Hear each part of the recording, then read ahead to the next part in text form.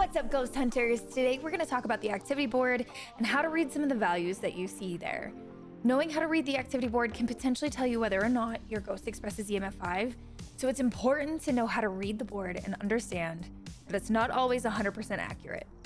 First, the activity board shows approximate EMF values by displaying the corresponding EMF level made for a certain interaction, and these are modified by a value of either -2, -1, or 0. So sometimes you'll see the true EMF value and sometimes you won't. So since the modifier can only lower the EMF value of an interaction on the board and not raise the EMF value, you may begin to wonder why we're able to see values above 5. An EMF value above 5 can indicate a number of things, like multiple interactions occurring relatively close together, ghost events, or hunts.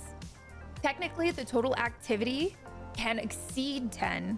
We just don't see anything higher than 10 because of the limits of our board. At the same time, an activity level of 0 doesn't always mean that nothing is happening, since an EMF 2 value can be modified by -2 to show 0 on the board.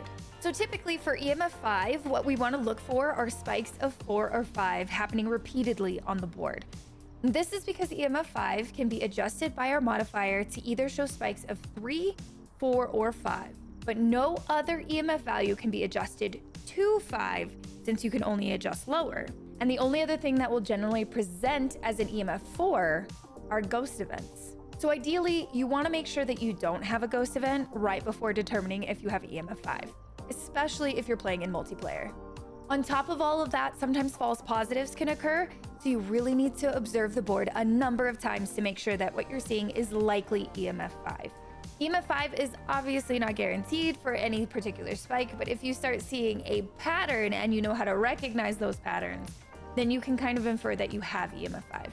Examples of these false positives can include when a ghost does a ghost event, which can increase the overall activity anywhere from +2 to +10, which also includes showing spikes of 4 or 5. This also happens when a poltergeist does a multi-throw ability, someone uses cursed possession to force multiple back-to-back interactions, or a hunt ends and you see the activity levels drop off in a way that kind of looks like EMF 5 due to just how the ghost is interacting during a hunt. So overall, if you're going to use the activity board to determine EMF 5, make sure you consider it if you're playing solo or with friends. If you're playing with friends, make sure to confirm that they did not just have a ghost event, but even then, sometimes ghost events are sneaky and your teammates are not always reliable.